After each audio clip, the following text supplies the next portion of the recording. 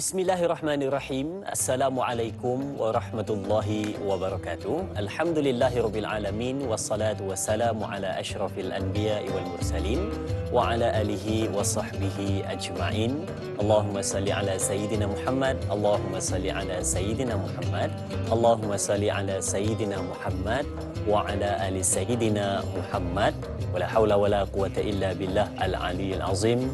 Wa ba'du, alhamdulillah. Pertama dan selamanya syukur pada Allah Subhanahu wa taala kerana pagi yang berbahagia ni kita dibangunkan, diberikan kesempatan, diberikan peluang untuk mengerjakan ketaatan kepada Allah Subhanahu wa taala. Dan pada hari ini tanggal 12 Januari 2021 bersamaan dengan 28 Jamadil Awal 1442 Hijrah, kita dipertemukan bersama dengan keluarga besar Tanyalah Ustaz, biar tahu jangan keliru. Dan pada hari ini mudah-mudahan kehidupan kita sentiasa ceria, indah dan bersemangat dan dihujani dengan rahmat Allah Subhanahu wa taala. Baik, sedang penonton yang dirahmati Allah, pada hari ini kita bakal membincangkan berkenaan dengan pengajian hadis berkenaan dengan satu hadis Nabi SAW yang banyak memberikan pengajaran kepada kita yang ringkas tetapi besar maknanya dan boleh dikaitkan dengan kehidupan kita di masa kini dalam situasi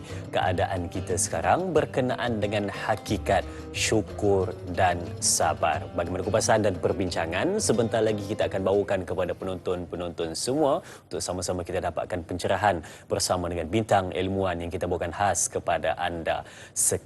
Baik, sedang menonton, sebelum kita meneruskan perbincangan kita, seperti biasa kita nak saksikan terlebih dahulu berkenaan dengan perkembangan status terkini kes COVID-19 Malaysia setakat jam 5 petang semalam dari Kementerian Kesihatan Malaysia. Baik, dapat kita saksikan di skrin TV anda status terkini. Kes baharu terdapat 2,232 kes tempatan 2,226 kes dan kes import 6 kes, dan kes sembuh baharu semalam ada 1,006 kes, menjadikan jumlah kes sembuh keseluruhan 109,115 dan jumlah kes yang masih aktif 28,554. Kematian ada semalam 4 kes dicatatkan dan menjadikan jumlah kes keseluruhan setakat ini 138,224 kes. Dan semalam pun kita dah mendengar keputusan dari Yang Amat Berhormat Perdana Menteri Tan Sri Muhyiddin Yassin menyebutkan pada hari ini esok tanggal jam 12:01 malam maka bermulalah PKP di negeri-negeri yang disebutkan sehinggalah pada 26 Januari 2021. Jadi terus berada dalam keadaan berjaga-jaga, bersemangat dalam memutuskan rantaian COVID-19. InsyaAllah kita semua boleh, kita jaga kita. Baik, bila sebut tentang perbincangan kita berkenaan dengan hakikat syukur dan sabar, kalau kita nak kaitkan dengan kehidupan kita hari ini, banyak benda yang datang dalam kehidupan kita, nikmat pelbagai yang datang menyebabkan kita untuk bersyukur pada Allah Subhanahu wa taala, dan berkenaan dengan musibah ataupun perkara-perkara yang tidak diingini pada ketika itu menzahirkan pada diri kita tentang kesabaran seseorang. Baik, mungkin ada penonton-penonton yang nak bertanyakan soalan ataupun berkongsi sesuatu pada pagi ini, boleh pergi ke dua saluran kita seperti biasa. Untuk buat panggilan boleh pergi ke 1-800-8816-77 atau nak terus ke Facebook kita di Tanyalah Ustaz TV3. Di situ kita ada buat secara langsung bagi mereka yang mungkin pada pagi ini tak berkesempatan untuk melihat di kaca TV di rumah, boleh melihat di mana anda berada menggunakan peranti anda. Dan yang paling penting, jangan lupa tekan butang suka dan kongsi untuk sama-sama sebarkan kebaikan. Baik, berkenaan dengan bintang ilmuwan yang kita bawakan khas kepada anda untuk menjawab persoalan dan memberikan pencerahan tentang hadis tersebut, yakni tak lain dan tak bukan tidak asing dengan Tanyalah Ustaz, seorang yang saya gemar cara bertuturnya cukup teratur dan bahasa yang lembut tetapi ada amaran di dalam bahasa itu, yakni Al-Fadil Ustaz Firdaus Subhi. Apa khabar Ustaz? Baik, alhamdulillah. Bertemu lagi Ustaz. Alhamdulillah. Baik, subhanallah. Berkenaan dengan hakikat syukur dan sabar Ustaz, satu hadis Nabi daripada Suhaib radhiyallahu anhu. Silakan Ustaz untuk sedikit permulaan awal. Silakan. Assalamualaikum warahmatullahi wabarakatuh. Waalaikumsalam warahmatullahi. Alhamdulillahi rabbil alamin والصلاة والسلام على أشرف الأنبياء والمرسلين وعلى آله وصحبه ومن دعا بدعوته واستنى بسنته وجاهد في سبيل الله حق جهاده حتى أتاه اليقين تركنا على محجة البيضاء ليلها كنهارها لا يزيغ عنها إلا هالك اللهم افتح بيننا وبين قومنا بالحق وأنت خير الفاتحين ثم أما بعد. Terima kasih Da'i Azrin yang merupakan moderator kita pada pagi ini di dalam rancangan Tanyalah Ustaz, biar tahu jangan keliru. Topik yang kita nak bincangkan pada pagi ini iaitulah hakikat syukur dan sabar. Para penonton yang dikasihi dan dirahmati oleh Allah Subhanahu wa taala, berkaitan dengan topik yang kita nak bicarakan pada pagi ini iaitulah kita sandarkan kepada hadis Nabi sallallahu alaihi wasallam, riwayat daripada Imam Muslim, daripada Abi Sinan, daripada Abi Yahya Suhaib ibn Sinan radhiyallahu anhu, qala Rasulullah sallallahu alaihi wasallam, ajaban li amril mu'min inna amrahu kullahu lahu khair laisa dhalika li ahadin illa lil mu'min in asabathu sarra'u syakara in asabathu sarra'u syakara fakana khairul lah wa in asabathu darra'u sabara fakana khairul lah atau kama qala an-nabiy sallallahu alaihi wasallam. Dalam hadis tersebut baginda Rasulullah sallallahu alaihi wasallam memperincikan tentang sifat yang ada pada diri orang-orang yang beriman.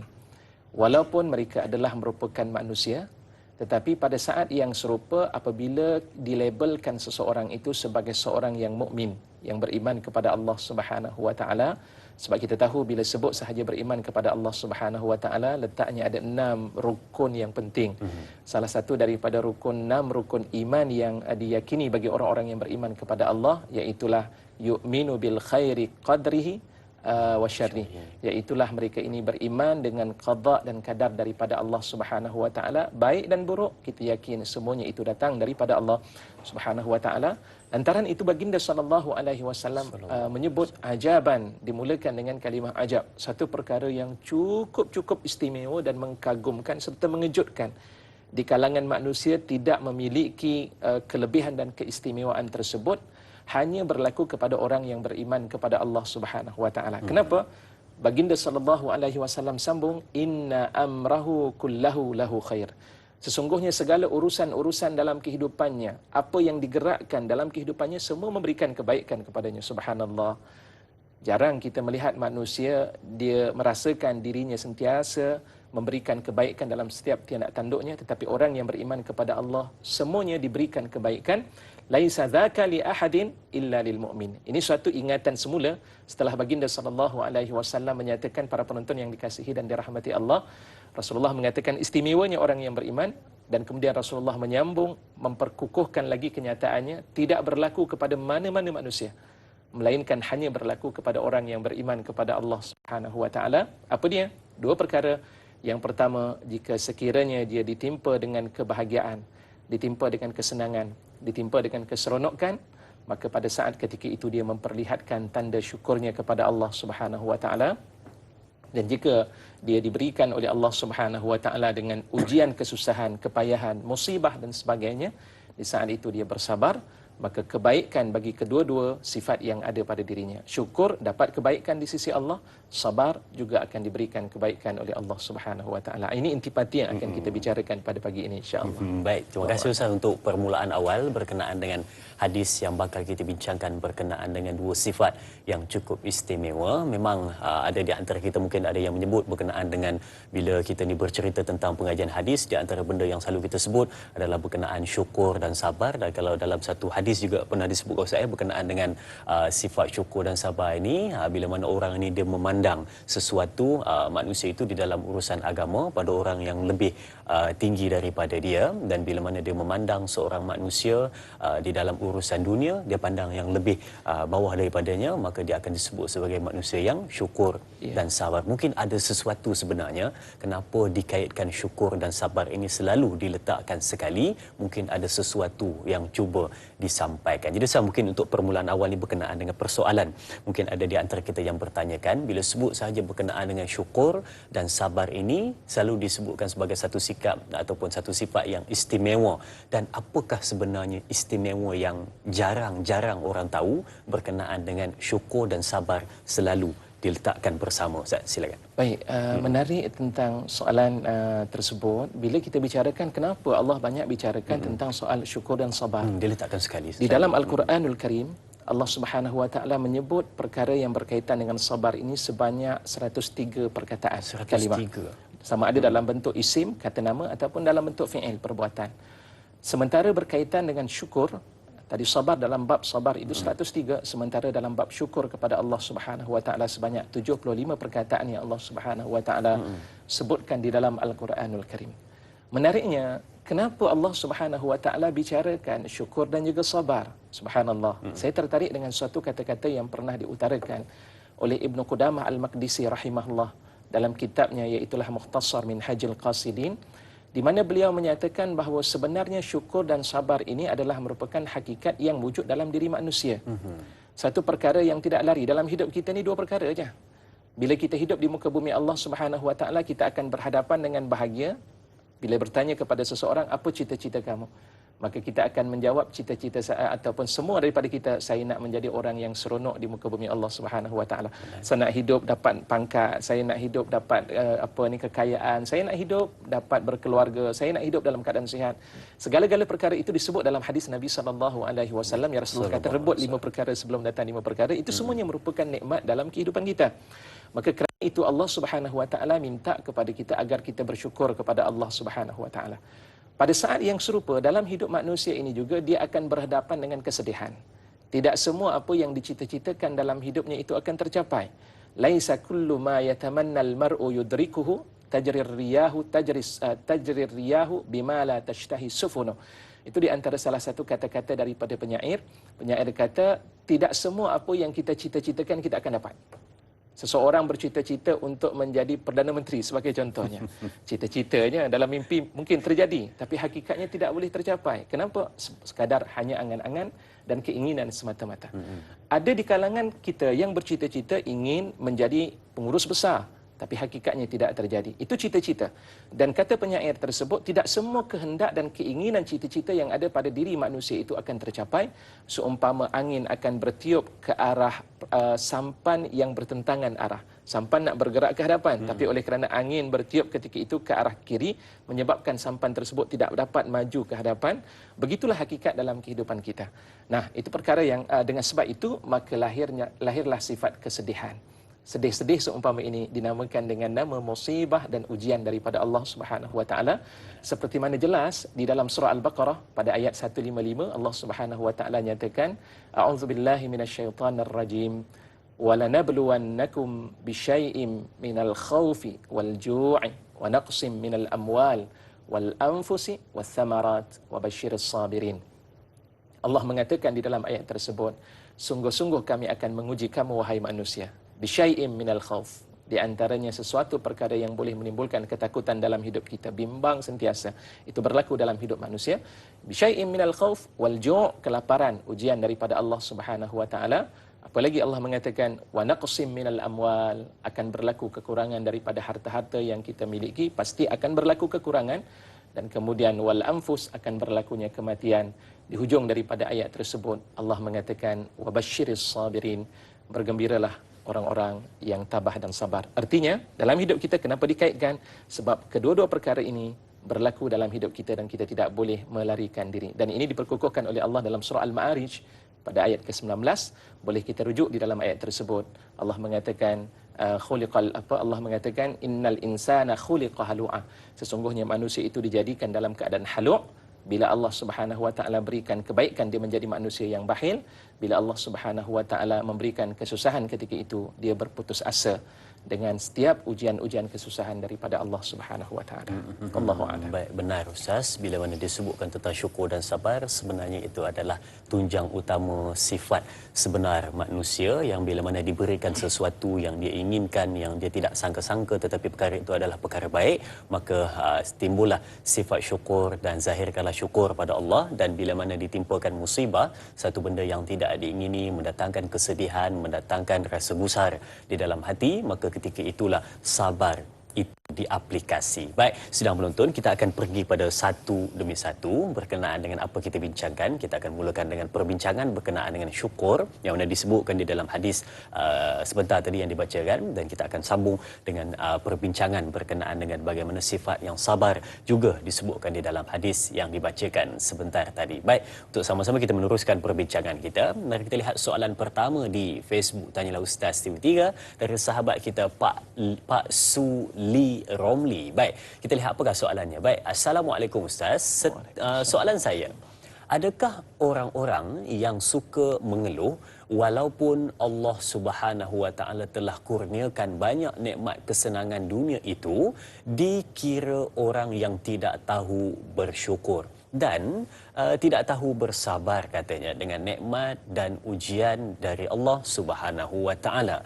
Sekian, terima kasih, mohon pencerahan. Ya, tahu jangan keliru. Terima kasih Pak Su atas soalan yang ditanyakan berkenaan dengan suka mengeluh katanya Ustaz. Silakan. Subhanallah. Terima kasih kepada Pak Suli Ramli. Memang salah satu di antara sifat yang kita tahu dalam kehidupan manusia antaranya sifat mengeluh. Mengeluh. Jadi soalannya dalam apa yang dinyatakan oleh Pak Su tadi, apakah orang yang bersifat dengan sifat tersebut itu dianggap sebagai manusia yang tidak bersyukur kepada Allah Subhanahu wa taala? Pertamanya, sebelum saya menjawab tentang persoalan tersebut, saya nak nyatakan tuan-tuan dan puan-puan satu kata-kata yang pernah dinyatakan oleh Ibnu Athaillah As-Sakandari rahimahullah. Al-Syekh Ibnu Athaillah As-Sakandari ini, beliau mengarang dalam sebuah kitabnya Al-Hikam, dan menarik di antara kata-kata beliau mengatakan, la tastaghrib wuqu'al aqdari ma dumta fi hadhihi ad-dar. Janganlah kamu menganggap pelik, janganlah kamu menganggap satu perkara yang asing dalam kehidupan kamu dengan berlakunya setiap pencemaran dalam kehidupan. Maknanya setiap ujian dalam kehidupan ini selagi mana kamu hidup di muka bumi Allah Subhanahu wa taala ini. Artinya dalam hidup kita pasti kita akan berhadapan dengan perkara tersebut. Dan pada saat yang serupa akan lahir kata-kata dan ucapan-ucapan daripada mulut kita. Maka kalaulah sekiranya dengan ucapan-ucapan tersebut, keluhan-keluhan yang keluar daripada mulut kita memperlihatkan tanda kita tidak mengiktiraf nikmat Allah Subhanahu wa taala, maka itu dianggap kita kufur kepada Allah Subhanahu wa taala. Sebab nanti kita akan dapati perbincangan yang diutarakan oleh para ulama, hadirin dan hadirat, para penonton yang dikasihi dan dirahmati oleh Allah Subhanahu wa taala, bila kita berbicara tentang persoalan syukur ini, dia dibahagikan dengan 3 bahagian. Dari sudut nak mengatakan seseorang itu bersyukur ataupun tidak kepada Allah Subhanahu wa taala. Dia dimulakan dengan hati kita, iaitu dengan kita mengiktiraf akan segala apa yang Allah Subhanahu wa taala berikan itu datangnya daripada Allah Subhanahu wa taala. Dan kemudian yang kedua, dengan cara kita bersyukur, dengan kita menuturkan ungkapan-ungkapan tayyibah, kata-kata sebutan alhamdulillah, ucapan pujian kita kepada Allah Subhanahu wa taala, sebab segala-galanya datang daripada Allah Subhanahu wa taala, dan kemudian diikuti dengan amalan al-jawarih, perbuatan anggota kita ini yang memperlihatkan tanda ketaatan kita kepada Allah. Jika sekiranya kita keluar daripada mulut kita Allah, Allah, itu tidak menjadi masalah. Tapi kalau sekiranya keluhan kita yang keluar daripada mulut kita itu menyebut tentang kenapa kau jadikan aku begini ya Allah, kau lahirkan aku dalam keadaan cacat sebagai contohnya, tanda tidak bersyukur kepada Allah Subhanahu wa taala, tidak meyakini tentang qada dan qadar daripada Allah Subhanahu wa taala, ataupun mungkin kita dah berusaha bersungguh-sungguh berjaya di peringkat PhD sebagai contoh, ataupun master, ataupun mungkin di bawah sedikit daripada itu, tetapi kerja tidak dapat, pergi kepada setiap tempat tak dapat, dan akhirnya dia salahkan kepada Allah, saya dah berusaha ya Allah, kenapa tak dapat-dapat dalam kehidupanku. Ini tanda mengeluh kufurnya kepada Allah Subhanahu wa taala, tidak bersyukur kepada Allah Subhanahu wa taala. Kalaulah sekiranya tidak keluar daripada ungkapan dan mulut kita perkataan tersebut, hanya sekadar menyebut Allah, ataupun dengan menyebut, ya Allah, kau berikanlah kepada aku kekuatan sebagai contohnya, itu juga bentuk keluhan dalam kehidupan kita, maka itu tidak lagi dianggap keluar daripada daripada frame ataupun daripada kerangka syukur kita kepada Allah Subhanahu wa taala. Kita kena lihat 3 perkara ini kalau kita lakukan, kalau masih lagi berlaku dalam hidup kita, maka kita masih lagi dianggap syukur kita kepada Allah Subhanahu wa taala. Wallahu a'lam. Baik, di antara 3 yang disebutkan sebentar tadi, maka perhatikanlah di situ supaya tidak kita ni menjadi seorang yang mengeluh sentiasa bila mana diberikan sesuatu dalam kehidupan kita, supaya kita menjadi insan yang terbaik. Baik, sidang penonton keluarga besar Tanyalah Ustaz, kita nak berehat seketika, jangan ke mana-mana. Kembali selepas ini bersama Tanyalah Ustaz, biar tahu jangan keliru.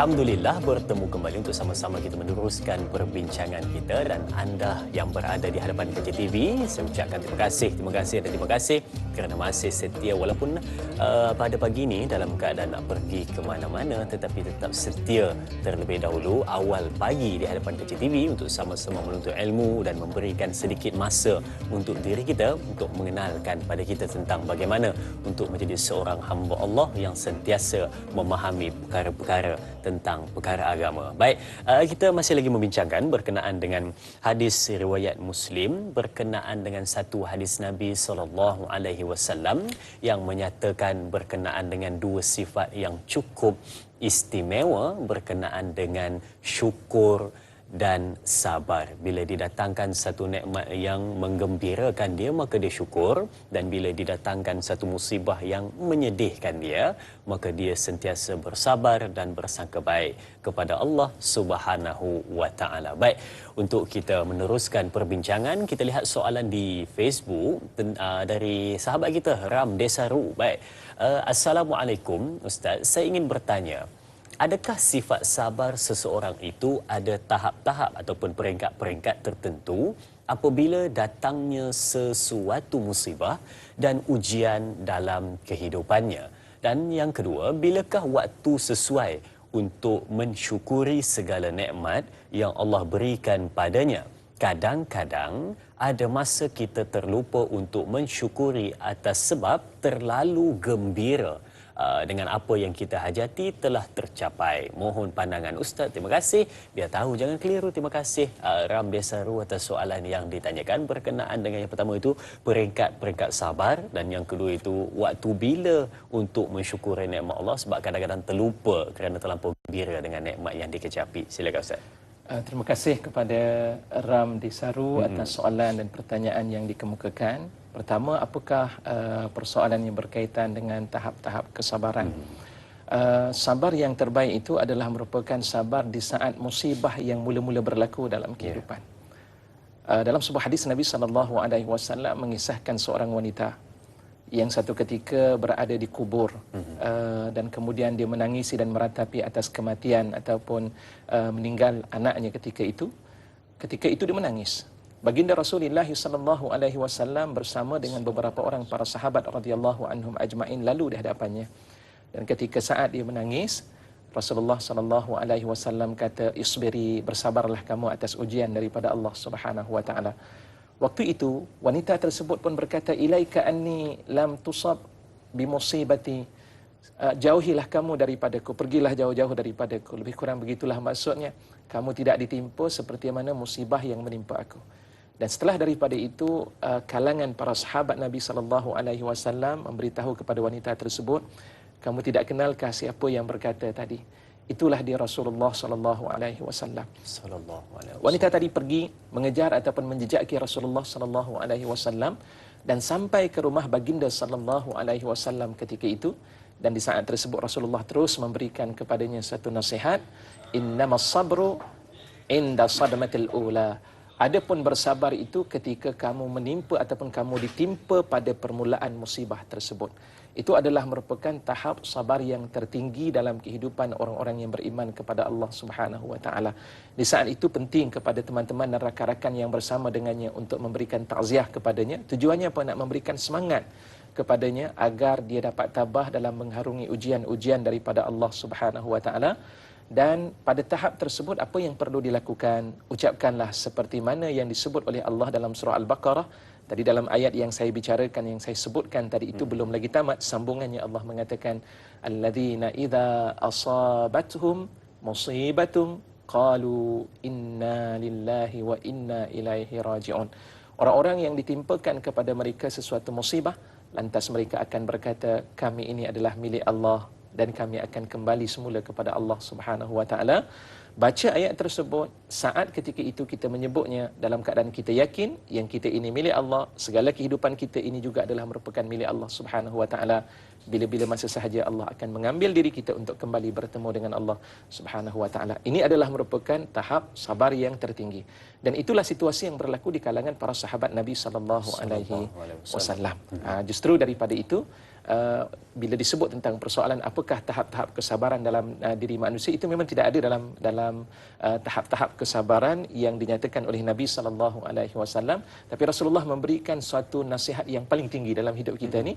Di saat permulaan musibah itu ditimpa, kalau sekiranya kita mampu untuk bersabar, maka itu adalah merupakan sabar yang terbaik. Adapun kalau sekiranya menyebut perkataan-perkataan ataupun sebutan dalam waktu ketika diuji tersebut, maka pada saat ketika itu akan kurangnya pahala kesabaran kita bila mana kita menyebut dengan perkataan-perkataan yang kadang-kadang menunjukkan tanda kita tidak menerima hakikat ujian tersebut itu datang daripada Allah Subhanahu wa taala. Benar Ustaz. Itu untuk soalan yang pertama tadi berkenaan dengan bagaimana tahap ataupun peringkat-peringkat sabar, dan yang terbaik adalah sabar waktu mula-mula ditimpa ujian tersebut. Baik, itu pesan daripada junjungan besar Nabi Muhammad sallallahu alaihi wasallam. Dan sebelum kita menjawab soalan yang kedua berkenaan dengan waktu bersyukur, kita dengarkan dahulu soalan dari pemanggil kita. Baik, assalamualaikum. Waalaikumsalam warahmatullahi wabarakatuh. Ya, tuan siapa di sana? Saya Haji Tukinon, Haji Muhammad Saleh, Pada Johor. Ya, tuan Haji Tukinon. Tuki dan Azrin, saya berterima kasih pagi-pagi ini dah dapat panggilan daripada penerbit dan terus saja Ustaz. Alhamdulillah. Alhamdulillah. Sentiasa dilindungi Allah rahmat yang baik. Persoalannya Ustaz, saya nak tanya, adakah bersyukur tu dengan kata mengucapkan Alhamdulillah, Alhamdulillah, Alhamdulillah saja, ataupun macam mana Ustaz nak penjelasan Ustaz? Sebab dia tak solat, bersedekah pun malas, berzikir pun malas, berbuat baik pada apa-apa juga yang Allah Ta'ala suruh pun maknanya tak buat. Jadi saya nak minta pandangan Ustaz, pencerahan Ustaz pagi ini. Terima kasih banyak kepada semua seluruh keluarga Tanyulah Ustaz 3 dan 9. Hashtag dia tahu jangan keliru. Assalamualaikum. Waalaikumsalam warahmatullahi wabarakatuh. Terima kasih Tuan Haji Tukinun atas soalan yang ditanyakan berkenaan dengan syukur. Dan disebutnya juga tadi bila mana orang itu dia kata bagaimana nak bersyukur sedangkan dia ini solatnya malas. Dia kata apa segalanya diperintahkan oleh Allah untuk buat perkara-perkara kebaikan, semuanya dilakukan dalam keadaan yang malas-malas sahaja. Jadi bagaimana katanya untuk syukur itu? Silakan. Subhanallah. Terima kasih kepada Tuan Haji Tukinun. Pertama saya nak mengucapkan syabas dan tahniah kepada Tuan Haji Tukinun kerana mampu untuk bersabar. Bukan sehari, tapi mungkin dah bertahun beliau bersama dengan kita di dalam rancangan Tanyalah Ustaz, biar tahu jangan keliru ini. Mudah-mudahan Allah Subhanahu wa taala mengganjari beliau bersama dengan teman-teman dan penonton-penonton yang bersama dengan kita dengan ayat yang Allah katakan wa basyirus sabirin. Bergembiralah orang-orang yang sentiasa mampu untuk sabar dan tabah di dalam kehidupannya. Soalan yang dikemukakan tadi juga adalah menarik. Ada orang kadang-kadang dia terima satu perkara hadiah, pemberian Alhamdulillah, sebut dengan ucapan Alhamdulillah. Jadi apakah cukup dengan hanya Alhamdulillah? Seorang wanita menerima satu pemberian ataupun naik pangkat sebagai contohnya, atau apapun kegembiraan yang diperolehi seorang anak, tapi pada saat yang serupa aurat tidak dijaga, ataupun solat tidak dilaksanakan. Dan begitulah dalam kehidupan kita, kadang-kadang kita terlupa.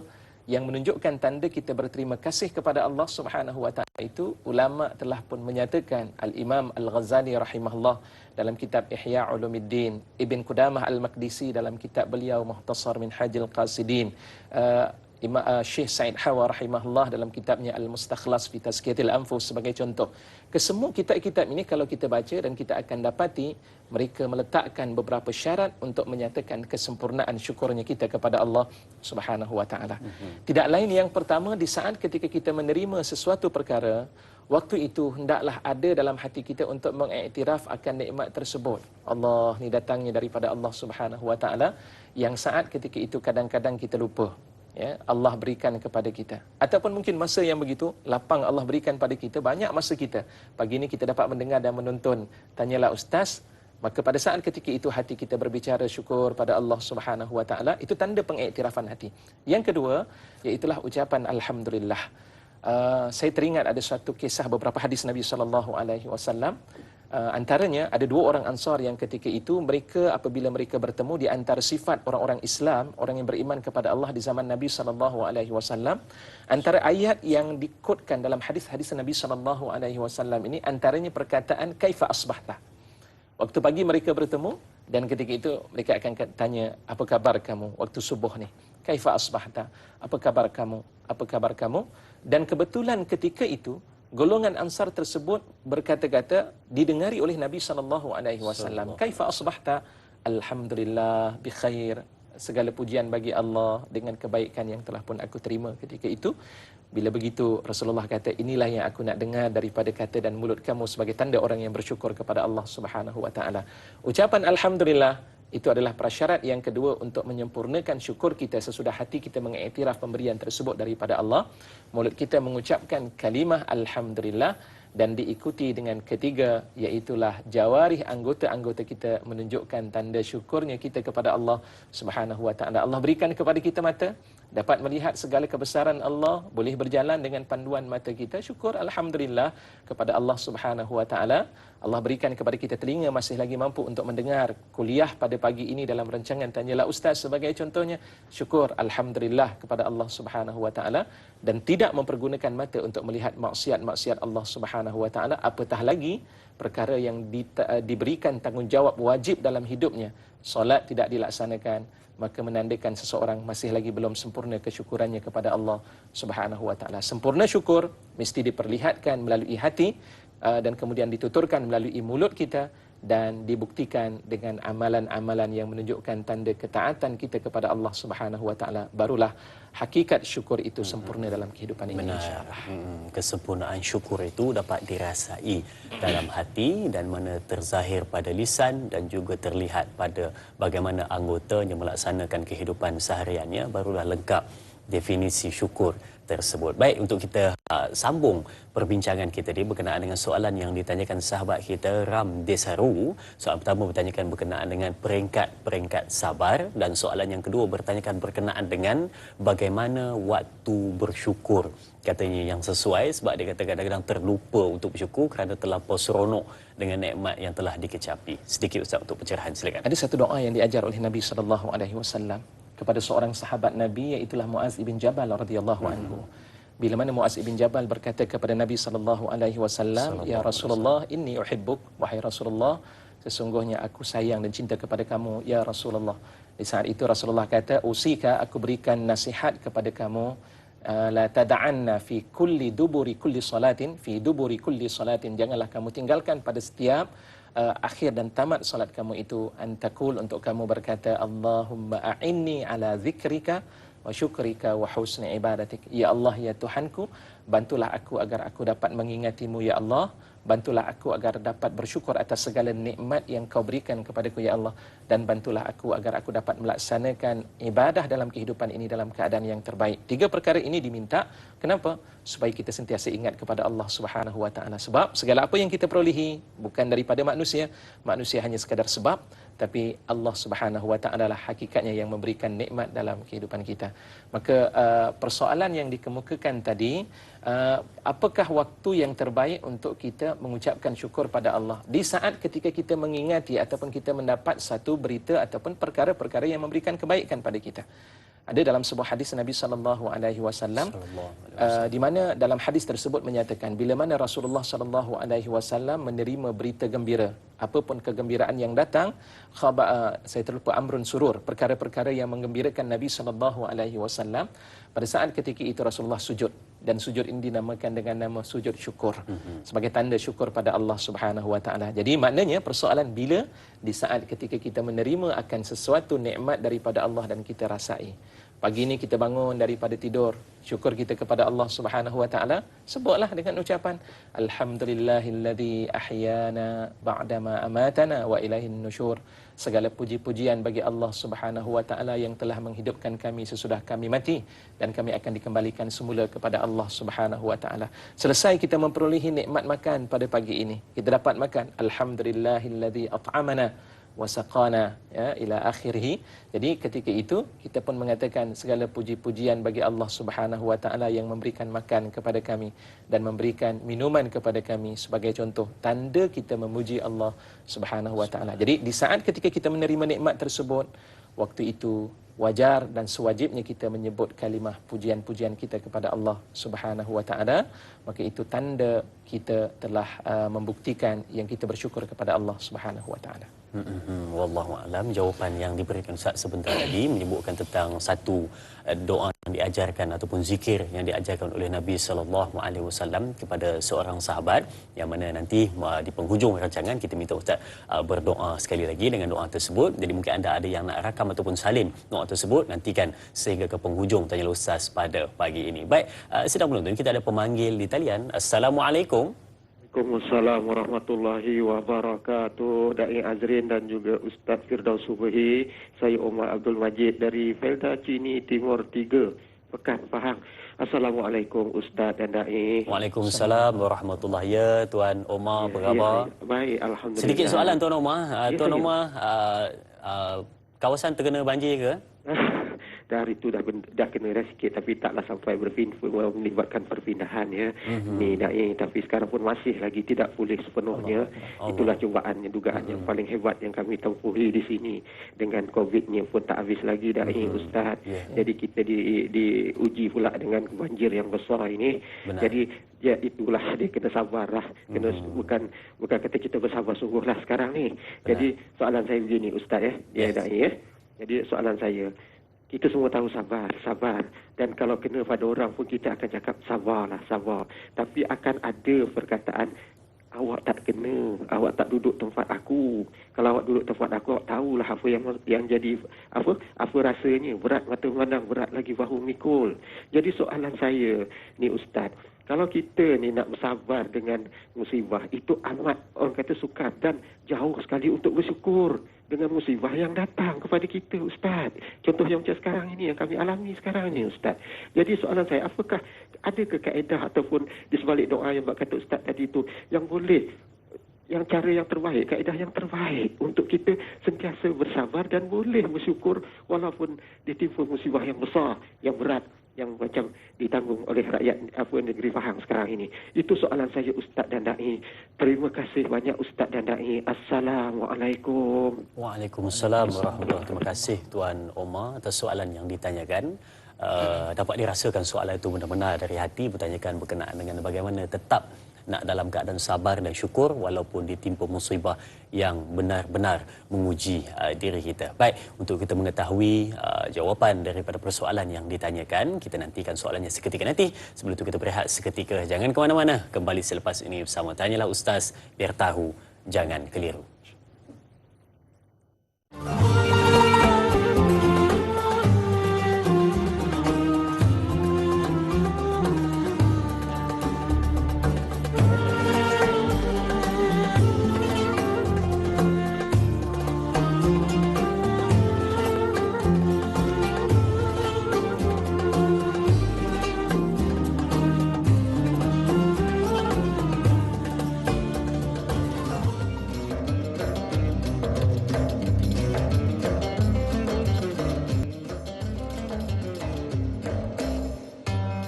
Baik, terima kasih dan terima kasih diucapkan kepada semua penonton setia Tanyalah Ustaz. Pada pagi ini kita bersama untuk meneruskan perbincangan berkenaan dengan syukur dan sabar. Bagaimana hakikat sebenar syukur dan sabar. Dan syukur serta sabar ini termasuk dalam 4 perkara yang senang disebut tetapi sukar untuk dipraktik dan dilaksanakan. Di antaranya adalah yang pertama sekali yang disebutkan itu syukur, yang kedua sabar, yang ketiga ikhlas dan yang keempat adalah redha. Bagaimana untuk mendapatkan perkara-perkara seperti ini? Senang sahaja dilafazkan di lidah tetapi sukar untuk dilaksanakan. Tetapi pada pagi ini kita nak berikan pencerahan kepada anda supaya dapat kita ini mempraktikkan dan melaksanakan, khususnya apa yang kita bincangkan berkenaan dengan 2 perkara, iaitu syukur dan juga sabar. Baik, berkenaan dengan soalan yang ditanyakan sebentar tadi dari sahabat kita di talian, Tuan Haji Omar Abdul Majid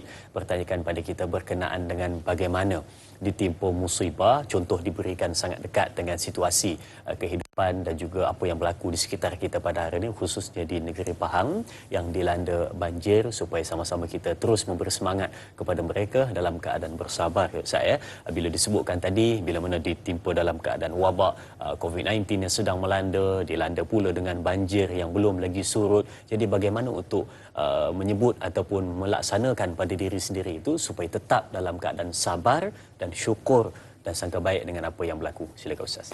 Baik, terima kasih kepada Tuan Haji Omar Abdul Majid atas soalan tersebut. Pertamanya kita mendoakanlah mudah-mudahan bumi Pahang dan juga bumi-bumi di negeri ataupun di negara kita ini akan yang banjir akan dipermudahkan oleh Allah Subhanahu Wa Taala, air akan mudah cepat surut dan sebagainya. Doa selalu pada Allah Subhanahu Wa Taala, mudah-mudahan Allah mendengar doa di kalangan salah seorang daripada kita. Pun begitu, jangan lupa kita doakan kepada mereka yang walaupun doa itu diajar oleh Nabi sallallahu alaihi wasallam kepada orang yang ditimpa musibah, kita juga boleh menggunakan doa tersebut. Mudah-mudahan Allah memberikan kebaikan kepada mereka. Allahumma ajurhum, dalam satu riwayat ataupun suatu sebutan ada yang mengatakan Allahumma ajurhum tidak menjadi masalah. Allahumma ajurhum fi musibatihim wa akhlif lahum khairan minha. Ya Allah, ya Tuhanku, kau berikanlah ganjaran ke atas musibah yang menimpa mereka, ya Allah, dan gantikanlah setiap musibah yang menimpa mereka itu dengan sesuatu perkara yang lebih baik daripada itu. Allahumma amin ya rabbal alamin. Para penonton yang dikasihi dan dirahmati oleh Allah Subhanahu Wa Taala, berkaitan bagaimana cara kita nak menghadapi musibah, ya, kadang-kadang orang yang berkata bersabar itu dia tidak tahu tentang situasi yang berlaku dalam kehidupan seseorang yang ditimpa dengan musibah. Jadi bagaimana kita nak mengendalikan di saat ketika kita ditimpa dengan musibah? Memang kita bersedih, itu perkara biasa. Baginda sallallahu alaihi wasallam, ketika anak baginda sallallahu alaihi wasallam iaitulah Ibrahim, ketika meninggal waktu itu, Rasulullah sallallahu alaihi wasallam menitiskan air mata, sedih. Sehingga Rasulullah pernah mengatakan innal aina la tadma wa innal qalba la tahzan. Sesungguhnya mata aku ini sedang menitiskan air mata, mengalirkan air mata, dan hati aku ini sedang bersedih. Wa inna lanardha, ya Allah, sesungguhnya kami ini redha dengan perpisahan kami denganmu wahai Ibrahim. Itu menunjukkan tanda redanya pada Allah dan tanda sabarnya Rasulullah sallallahu alaihi wasallam. Maka kerana itu tuan-tuan, selain daripada kita menyebut innalillahi wa inna ilaihi raji'un di saat ketika kita ditimpa dengan sesuatu musibah, yang kedua, jangan lupa kita sentiasa berfikir ataupun sentiasa memuhasabah diri kita untuk kita melihat sejauh mana nikmat yang selama ini Allah Subhanahu Wa Taala berikan kepada kita. Sebab manusia ini dia memiliki kelebihan berbanding dengan makhluk yang lain. Ya, walaupun kita namanya adalah makhluk Allah Subhanahu Wa Taala, Allah telah pun mengatakan dalam Al-Quran, laqad khalaqnal insana fi ahsani taqwim. Sesungguhnya kami jadikan manusia itu dengan sebaik-baik kejadian. Dan kejadian yang terbaik yang Allah jadikan kepada manusia itu, Allah kurniakan kepada mereka akal untuk berfikir. Dan jelas sekali di dalam Al-Quran, Allah minta kepada kita untuk kita berfikir, supaya dengan berfikir tersebut akan melahirkan rasa redha kita kepada Allah. Supaya dengan kita berfikir itu dapat melahirkan rasa sabarnya kita kepada Allah Subhanahu Wa Taala atas ujian-ujian tersebut. Dan pada saat yang serupa, di saat ketika kita berfikir, lihatlah apa yang berlaku di sekitar kita. Kalau katakan tuan-tuan dan puan-puan ditimpa dengan banjir, ustaz dah sampai seminggu air masih lagi tidak surut dalam keadaan itu, lihat dan perhatikan saudara-saudara kita yang dibunuh. Lihat dan perhatikan saudara kita yang menghadapi musim sejuk yang berpanjangan, bukan 5 hari, bukan seminggu, tapi lebih daripada 3-4 tahun mereka menghadapi situasi tersebut, tapi tetap sahaja mereka redha. Kerana itu, kalau kita nak melahirkan rasa sabar, perhatikan tentang orang lain yang berada di bawah kita. Unzuru man huwa asfala minkum. Perhatikan orang yang berada di bawah kamu. Wala tanzuru ila man huwa fawqakum. Janganlah kamu perhatikan orang yang berada di atas kamu, nanti kamu tidak akan bersyukur kepada Allah Subhanahu wa taala. Dan kemudian yang ketiga, tuan-tuan, para hadirin dan hadirat yang dikasihi dan dirahmati oleh Allah Subhanahu wa taala, banyakkan kita menuntut ilmu. Dengan ilmu itulah yang dapat melahirkan keyakinan tawakal kita kepada Allah.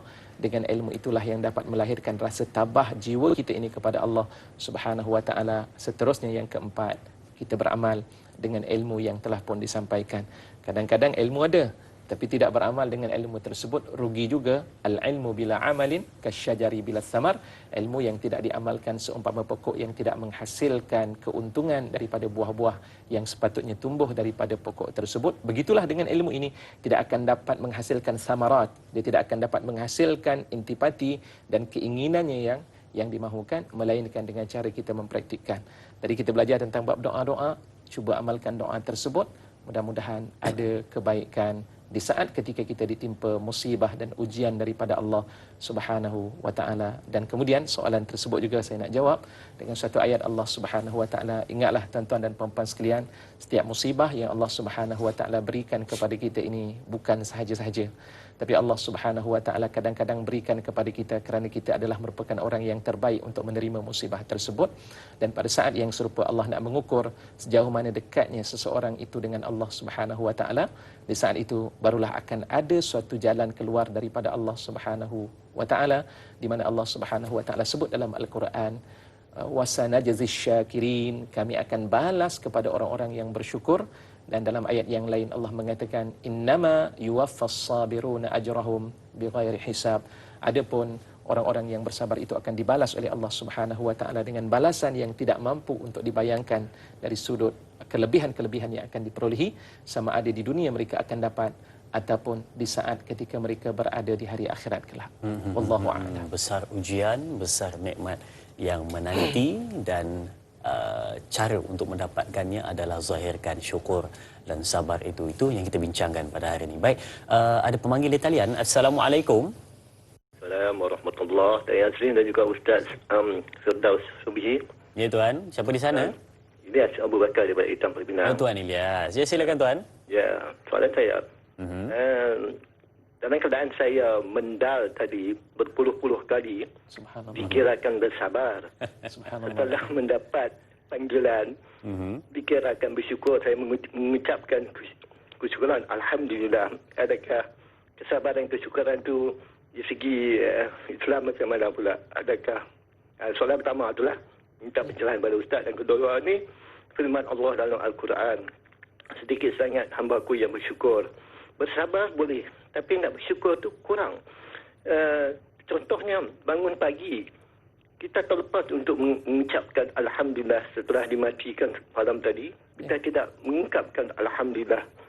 Dan setelah kita melihat perkara-perkara besar ya, seperti mendapat anugerah, mendapat habuan rezeki, kita seringkali mengungkapkan Alhamdulillah. Tetapi perkara-perkara kecil kita terlepas pandang, seperti bersin, kita terlepas pandang. Dan juga setelah mengqadakan hajat, dikatakan hadis Nabi, setelah mengqadakan hajat juga perlu diungkapkan Alhamdulillah.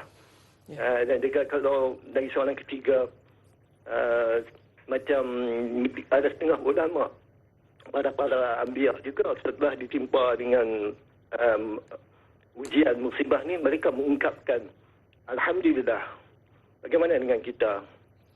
Itu saja soalan saya. Terima kasih Ustaz dan Daim. Assalamualaikum warahmatullahi wabarakatuh. Waalaikumsalam warahmatullahi wabarakatuh. Terima kasih Tuan Ilyas atas soalan yang ditanyakan berkenaan dengan tiga yang ditanyakan sebentar tadi dapat saya catat, dan yang pertama berkenaan dengan syukur dan sabar daripada konsep Islam yang sebenar katanya, dan yang kedua berkenaan dengan kurang bersyukur dengan nikmat yang kecil. Nampak seperti kecil tetapi sebenarnya segala nikmat yang diberikan adalah besar daripada sudut pandangan daripada sudut kita. Dan yang ketiga dia berkenaan dengan katanya para anbiya dan juga para mereka yang terdahulu bila mana ditimpa musibah selesai dan dapat keluar daripada musibah tersebut lalu mengucapkan syukur pada Allah Subhanahu Wa Taala, tetapi berbeza dengan kita. Jadi bagaimana untuk pencerahan tiga soalan yang ditanyakan Ustaz? Silakan.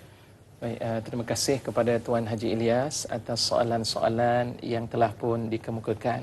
Pertama, persoalan yang berkaitan dengan kaedah syukur kita kepada Allah Subhanahu Wa Taala. Dan Tuan Haji Ilyas tadi kata dia tunggu dalam tempoh berpuluh-puluh kali telefon. Pertama saya nak ucapkan tahniah kepada Tuan Haji Ilyas atas usaha yang dilakukan. Kesabaran Tuan Haji Ilyas, kalau niat tadi adalah semata kerana Allah Subhanahu Wa Taala, tetap akan memperolehi berita gembira daripada Allah Subhanahu Wa Taala yang insya-Allah Allah Subhanahu Wa Taala akan catatkan sebagai satu kebaikan, dan mudah-mudahan Allah Subhanahu Wa Taala memberikan kepada Tuan Haji Ilyas itu beberapa kelebihan-kelebihan yang disebut dalam hadis Nabi sallallahu alaihi wasallam, di antaranya orang yang bersabar atas segala ujian-ujian tadi. Termasuklah dalam satu hadis riwayat daripada Imam Muslim, Rasulullah kata, "Ma yusibul muslim min nasabin wala wasabin wala hammin wala hazanin wala ghammin hatta syaukatu yushakuha illa kaffarallahu bihi minal khataya." Atau kama qala Nabi sallallahu alaihi wasallam. Tidaklah menimpa kepada seseorang muslim daripada nasab. Nasab ni keletihan. Kita duk letih, tadi memanjang duk telefon ni, letih sungguh, dah telefon dial pertama tak dapat, dial kedua tak dapat, sampai 20 kali dial baru dapat. Alhamdulillah, syukur pada Allah Subhanahu Wa Taala. Itu salah satu di antara hadis yang panjang tadi. Wala wasabin, termasuklah penyakit yang berpanjangan yang ada dalam diri kita. Wala hammin, kebimbangan. Wala hazanin, kesedihan. Wala ghammin, termasuklah sedih yang keterlaluan sehingga menyebabkan pingsan dengan sebab musibah yang ditimpa. Wa hatta syaukatu, termasuklah duri yang mencucuk dalam jasad anggota kita ini, melainkan Allah uji demikian kerana Allah nak menghapuskan dosa-dosa yang ada pada seorang hamba yang beriman kepada Allah Subhanahu Wa Taala. Dan mudah-mudahan itu termasuk dalam apa yang dilakukan oleh Tuan Haji Ilyas tadi. Allah mengampunkan dosa-dosa yang telah pun dilakukan. Tuan-tuan para penonton yang dikasihi dan dirahmati oleh Allah, itu di antara bukti yang menunjukkan tanda kita bersyukur kepada Allah Subhanahu Wa Taala. Kemudian yang kedua, kenapa sedikit sekali di kalangan manusia ini tidak bersyukur kepada, kenapa sedikit di kalangan manusia itu yang bersyukur pada Allah dan ramai di kalangan mereka yang tidak bersyukur kepada Allah Subhanahu Wa Taala? Itu adalah hakikat. Pertamanya, manusia ini Allah uji. Di antaranya Allah berikan kepada mereka laluan untuk menuju ke syurga Allah. Pada saat yang serupa ada juga laluan yang diingatkan oleh Allah yang membawa manusia itu menuju ke dalam neraka. Di antara salah satunya apabila laluan yang dilalui oleh manusia itu, iaitulah laluan-laluan daripada syaitan. Dan kita tahu dalam Al-Quran Allah sebut, syaitan ini kerjanya akan sentiasa menggoda. Dia tidak ada kerja lain. Kalau manusia kerjanya bukan main banyak. Ni Da'i Azrin lepas ni moderator, nanti selepas ni kita tidak tahu pergi ke mana. Mungkin jual burger, mungkin juga membantu masyarakat yang berada di Pahang dan sebagainya. Mungkin berlaku demikian. Tapi syaitan tidak ada kerja lain. Kerjanya nak goda manusia duduk bersama dengan mereka itu masuk dalam neraka. Dan menariknya di hujung ayat itu Allah mengatakan, setelah mereka ini berusaha daripada arah depan, belakang, kiri dan juga kanan, di hujung ayat itu Allah mengatakan, wala tajidu aktsarahum syakirin. Kamu tidak akan dapati mereka ini berterima kasih dan bersyukur kepada Allah Subhanahu Wa Taala. Dan yang kedua, di antara naluri yang ada pada diri manusia memang jarang kali bersyukur di atas nikmat-nikmat yang seringkali Allah berikan kepada kita. Antaranya dua nikmat utama. Rasulullah sebut dalam hadis baginda sallallahu alaihi wasallam, ni'matani maghbunun fihima, ni'matani maghbunatun fihima katsirun minan nas, as-sihhatu wal faragh. Ada dua nikmat yang seringkali dicuaikan, tidak diambil berat oleh manusia ini, kebanyakan manusia. Pertama, ketika mereka sihat. Terlupa untuk mengucap kalimah Alhamdulillah, sebutan Alhamdulillah. Tadi termasuk dalam bab keluar daripada tandas qada hajat itu pun, kita diminta dan dianjurkan, disunatkan untuk kita menyebut Alhamdulillah. Antaranya sebutan yang disebut oleh Imam An-Nawawi rahimahullah dalam kitab Al-Azkar, itu disebut Alhamdulillahilladzi azhaba annil adha wa afani. Segala puji-pujian bagi Allah Subhanahu Wa Taala yang telah menghilangkan segala bentuk kesakitan dalam diri aku dan memberikan kesehatan kepadaku. Mudah-mudahan doa ini juga menjadi amalan. Kenapa kita terlupa? Sebab kadang-kadang kita cuai, pada saat yang serupa, tuan-tuan para hadirin dan hadirat yang dikasihi dan dirahmati Allah, kerana kita tidak teringat segala kelebihan itu datang daripada Allah Subhanahu wa taala. Justru itu pagi ini kita bersama dalam rancangan Tanyalah Ustaz, kita nak ingatkan diri kita semula, latih lidah kita ini untuk menuturkan ucapan alhamdulillah dengan cara bagaimana? Praktikkan. Sebab bila kita tak biasakan, kita tidak akan menyebut. Manusia yang katakan biasa menyebut dengan kata-kata yang mencarut sebagai contohnya sebab dia dah terbiasa sebut. Tapi begitu juga dalam diri kita. Kalau katakan kita sudah terbiasa naik kereta tanpa disedari, pegang aja steering kereta tersebut, kita dah sebut bismillahi tawakkaltu ala Allah la haula wala quwwata illa billah. Bagaimana boleh berlaku demikian? Kerana kita telah membiasakan lidah kita menyebut kalimah-kalimah tersebut.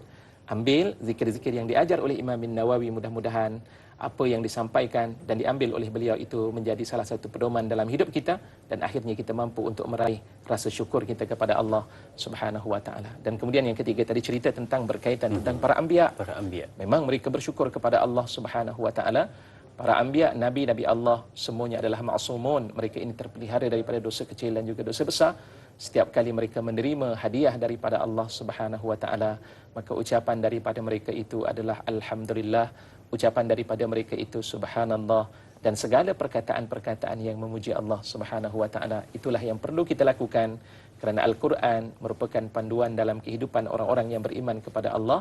Acuan kita adalah Al-Quran, dan panduan hidup kita juga adalah panduan yang dibawa oleh Allah Subhanahu wa taala di dalam Al-Quran itu sendiri. Wallahu a'lam. Baik, lengkap 3 jawapan dari 3 persoalan yang ditanyakan oleh sahabat kita sebentar tadi, Tuan Ilyas dari Pulau Pinang, yang bertanyakan berkenaan dengan syukur dan sabar, bagaimana konsep dan kenapa kurang untuk bersyukur dengan nikmat yang sekecil datang dalam kehidupan, serta bagaimana keadaan mereka yang terdahulu, para anbiya dan juga mereka salafus soleh dalam keadaan bila mana ditimpa ujian, selesai daripada ujian mengucapkan alhamdulillah, dan bila mana dapat sesuatu syukur pada Allah Subhanahu wa taala. Berehat seketika, jangan ke mana-mana. Kembali selepas ini bersama Tanyalah Ustaz, biar tahu jangan keliru.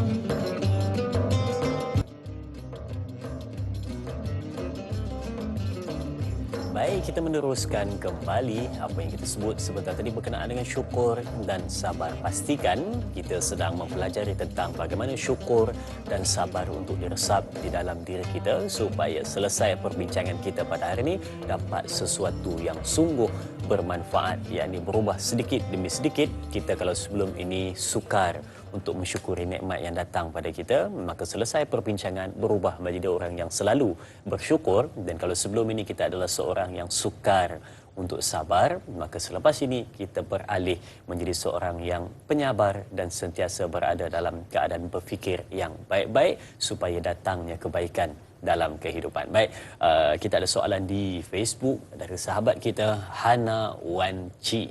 Baik, soalannya, Assalamualaikum Ustaz. Soalan saya ada 2 soalan. Adakah kehebatan seorang Muslim sejati ialah bersyukur dan sabar hingga 99 kali disebutkan sabar dalam Al-Quran? Akan disediakan mahligai yang di bawahnya sungai yang mengalir.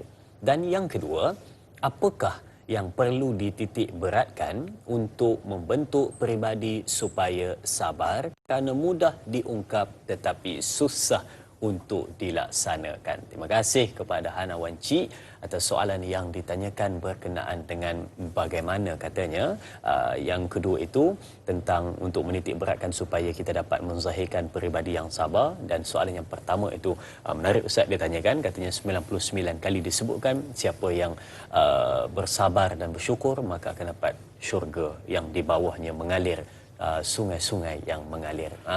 Silakan Ustaz. Subhanallah. Terima kasih kepada Puan Hana Wan Chi atas soalan yang dikemukakan. Mudah-mudahan soalan ini akan dapat memberikan manfaat kepada kita bersama, insya-Allah. Insya-Allah. Dalam perkara yang pertama, kehebatan syukur dan juga sabar itu memang sudah diberitahu oleh Allah Subhanahu wa taala seperti mana yang telah pun saya nyata dari sudut bilangan ayat-ayat yang berbicara tentang persoalan tersebut. Dan dalam kenyataan tersebut jika benar yang disebutkan tadi sebanyak 99 ayat menyatakan tentang balasan orang-orang yang bersabar itu bukan hanya sekadar akan dapat mengalir sungai yang berada di bawahnya, tajri min tahtihal anhar. Tajri min tahtihal anhar, mengalir akan air-air sungai yang berada di bawahnya. Allah nak memberikan gambaran betapa indahnya suasana dalam syurga Allah Subhanahu wa taala. Bahkan lebih daripada itu seperti mana yang telah pun saya nyatakan tadi, pahala yang Allah berikan kepada mereka bighairi hisab, tanpa ada satu gambaran yang boleh dihisab dan dihitung dengan perhitungan yang ada di muka bumi Allah Subhanahu wa taala. Hitungan di dunia terhad, tetapi hitungan di hari akhirat itu suatu gambaran yang tidak mampu untuk dibayangkan. Seperti mana dalam hadis Nabi sallallahu alaihi wasallam Rasulullah mengatakan, a'dadtu li'ibadis salihin ma la 'ainun ra'at wa la udhunun sami'at wa la khatarun ala qalbi bashar, atau kama qala an-nabiy sallallahu alaihi wasallam, aku sediakan bagi orang-orang yang saleh, li'ibadis salihin, hamba-hambaku yang saleh ini, sesuatu yang tidak mampu untuk dibayangkan, digambarkan oleh mata, wala uzunun sami'at, dan tidak mampu untuk didengari, suatu gambaran yang tidak pernah didengari oleh telinga, dan sesuatu yang tidak mampu untuk dibayangkan dalam hati dan pemikiran kita. Itulah dia pemberian daripada Allah Subhanahu wa taala, di antaranya adalah sifat sabar. Dan saya tertarik juga dalam catatan Ibnu Qudamah Al-Maqdisi rahimahullah. Dalam catatan beliau mengatakan sebenarnya daripada sabar itu lahirlah sifat zuhud. Daripada sifat sabar itu lahirlah dapat kita memendam perasaan kita untuk memarahi orang lain, kadhiminal ghaiz. Daripada sifat sabar itu dapat melahirkan diri kita menjadi insan yang sentiasa berada dalam keadaan tenang dalam mengharungi sebab sepanjang kehidupan yang dihadapi. Itulah dia kelebihan yang ada pada sifat sabar tadi. Justru daripada itu Allah menyatakan demikian kerana Allah ingin mengingatkan semula kepada kita tabah atas segala ujian-ujian yang Allah berikan. Kul lan yusibana illa ma kataballahu lana huwa maulana wa alaihi fatawakkalu. Di antaranya ayat yang Allah Subhanahu wa taala sebutkan dalam Al-Quranul Karim, katakanlah olehmu wahai Muhammad sallallahu alaihi wasallam, tidaklah menimpa ke atas diri kami melainkan sesuatu yang telah Allah tetapkan dalam kehidupan kami ini, illa ma kataballahu lana huwa maulana. Dialah merupakan pemimpin ataupun dialah merupakan Tuhan kami. Wa 'alallahi falyatawakkalul mutawakkilun, dan kepada Allah bertawakal dan berserah diri orang-orang yang bertawakal. Baik. Kemudian soalan yang kedua tadi, di antara apa yang diutarakan, apakah perlu perkara yang perlu untuk dititik beratkan dalam kaitan kita bab berkaitan dengan bab bersabar. Mudah dituturkan tapi payah untuk kita laksanakan. Saya nak mengambil kata-kata yang diucap juga oleh Ibnu Qudamah Al-Maqdisi ketika beliau membahaskan persoalan yang berkaitan dengan bab sabar ini. Beliau katakan ada 3 perkara dalam bab kita nak bersabar. Pertama, dalam setiap perkara yang berlaku dalam hidup kita ini, letakkan rasa ikhlas kita kepada Allah. Hati kita akan berbicara di saat permulaan kita menghadapi hal tersebut. Ya Allah, kau jadikanlah hatiku ini tabah, dan segala apa yang berlaku dalam diriku itu adalah kehendak daripada-Mu wahai Allah Subhanahu wa taala. Itu tanda redha yang lahir daripada hati kita. Itu pada permulaan berlakunya. Kemudian pada saat ketika kita sedang menghadapi hal tersebut, khususnya dalam bab kita bersabar untuk melakukan ketaatan kepada Allah Subhanahu wa taala, di saat itu jangan kita leka dan juga lalai ketika kita melaksanakan. Ni kadang-kadang kita menunaikan solat, bukan mudah kita nak buat solat-solat sunat sebagai contohnya, tahajud, ya, solat sunat nawafil dan sebagainya, sama ada sunat ab'ad dan sunat-sunat yang disebut sebagai ibadah-ibadah sunat dalam amalan-amalan kita, ya, qabliyah ataupun ba'diyah. Maka pada saat yang serupa ia bukan merupakan perkara yang mudah. Dan saat ketika kita melaksanakan amalan-amalan tersebut, kata Ibnu Qudamah Al-Maqdisi rahimahullah, letakkan diri kita ini insan yang tidak lalai dan leka di saat ketika kita melakukan amalan-amalan tersebut. Ini yang perlu kita titik beratkan. Dan kemudian yang ketiga, di antara amalan yang perlu kita letakkan sabar dalam diri kita ini, jangan kita membicarakan apa yang telah kita lakukan dalam kehidupan kita ini, kita beritahu kepada orang lain. Subhanallah. Itu di antara perkara yang kadang-kadang kita tak mampu. Kita duk bicara malam tadi, ya Allah, tahajud yang aku laksanakan tadi bukan 2 rakaat, 8 rakaat aku dapat buat. Mudah-mudahan ikutlah jejak Rasulullah sallallahu alaihi wasallam. Rugi dengan ucapan tersebut, kita tidak mampu untuk bersabar menjaga mulut kita dan akhirnya kita menuturkan. Hatta termasuk kalau kita melihat dalam bab tersebut nak menceritakan tentang kisah yang berlaku di kalangan para sahabat, mereka ini bersabar sehingga mereka menyembunyikan musibah yang berlaku dalam kehidupan mereka.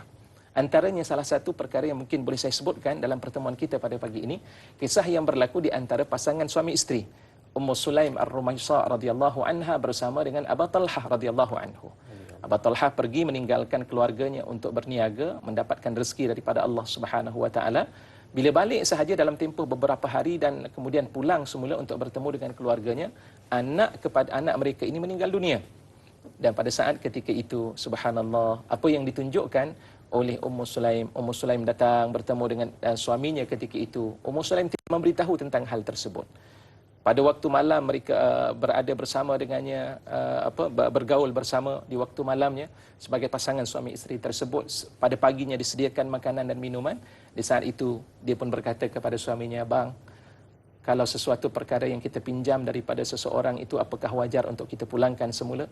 Maka kata Abu Talhah radhiyallahu anhu, beliau mengatakan, "Sudah tentulah, sebab kita meminjam sesuatu daripada seseorang, maka wajib untuk kita memulangkan semula apa yang kita pinjam." Nah, abang, saya nak bagi tahu kepada abang bahawa sesungguhnya anak kita ini telah pun meninggal dunia, dan kita tahu anak ini adalah merupakan pinjaman sementara daripada Allah Subhanahu wa taala. Subhanallah, disembunyikan cerita-cerita tersebut itu daripada suaminya, sehinggalah suaminya di waktu paginya berada dalam keadaan tenang, ketika itu barulah diberitahu tentang hal tersebut. Maka kata para ulama, di antara daripada hadis ini disebutkan oleh para ulama, kitmanul musibah, menyembunyikan tentang musibah tersebut itu di antara tahap yang tertinggi bagi seseorang yang ditimpa dengan sesuatu musibah tersebut. Jadi dalam hal-hal seumpama ini tadi, perkara inilah yang perlu dititik beratkan di saat ketika kita menghadapi cabaran untuk kita bersabar dalam setiap ujian-ujian yang Allah Subhanahu wa taala berikan. Allahu a'lam. Bila ditanya berkenaan dengan bagaimana cara untuk sabar dan syukur, itu biasa kita dengar, tetapi apa yang patut dititik beratkan setelah kita bersabar, maka itulah yang tidak selalu didengari, dan itulah yang perkara lebih penting daripada bagaimana untuk mengetahui cara untuk bersabar tersebut. Dan dikongsikan oleh Ustaz sebentar tadi, bagaimana jika orang ini dapat menyembunyikan musibah yang datang dalam kehidupannya, itu di antara tahap kesabaran yang tinggi dan yang terbaik di dalam dekat dengan kehidupan kita. Baik, kita ada pemanggil di talian. Assalamualaikum. Waalaikumsalam. Ya tuan, siapa di sana? Abdullah Osman. Tuan Syed Abdullah Osman. Dia dari Seremban tuan. Silakan dengan soalan tuan. Ada dua perkara lah Ustaz. Benarkah seseorang yang tak tahan diuji boleh membuatkan seseorang itu menjadi kufur kerana buruk sangka dengan Allah? Bagaimana untuk elakkan dari rasa buruk sangka? Ini yang kita risaukan, selalu terjadi. Dan lagi satu ialah tentang bila kita diuji kemiskinan, kita kecundang. Dan uji pula dengan kemewahan pula, kita kecundang juga kerana kita boleh jadi sombong dan sebagainya. Minta pencerahan daripada Ustaz. Terima kasih. Baik, terima kasih juga Tuan Syed Abdullah Osman yang bertanyakan soalan berkenaan dengan benarkah bila seseorang ini tidak tahan diuji, maka dia boleh jatuh kepada kufur, Ustaz. Dan soalan yang kedua, bagaimana nak elakkan sangka buruk kepada Allah Subhanahu wa taala. Dan soalan yang ketiga berkenaan dengan bila mana orang ini ditimpakan dengan kemiskinan, maka dia kecundang katanya. Dan soalan yang sekali dengan soalan itu berkenaan juga dengan bagaimana bila ditimpa juga dengan kemewahan, kekayaan, banyaknya harta, juga akan kecundang, tidak tahu untuk mensyukuri dan juga bersabar dengan apa yang datang dalam kehidupannya. Tentang tiga soalan yang ditanya ini, Ustaz. Silakan. Terima kasih kepada Tuan Haji Abdullah atas soalan-soalan yang dikemukakan. Perkara yang pertama berkaitan tentang hakikat kehidupan kita. Allah sebut dalam surah Az-Zariyat pada ayat ke-56 itu jelas sekali Allah katakan, "Wama khalaqtul jinna wal insa illa liya'budun." Tidak aku jadikan jin dan manusia melainkan untuk menyembah Allah Subhanahu wa taala. Hidup kita adalah sebagai abid. Kita kata sembah-sembah ni kadang-kadang kita tak faham. Mudahnya tuan-tuan dan puan-puan, kita ambil kalimah sembah itu adalah daripada kalimah abid. Abid ini menunjukkan hamba.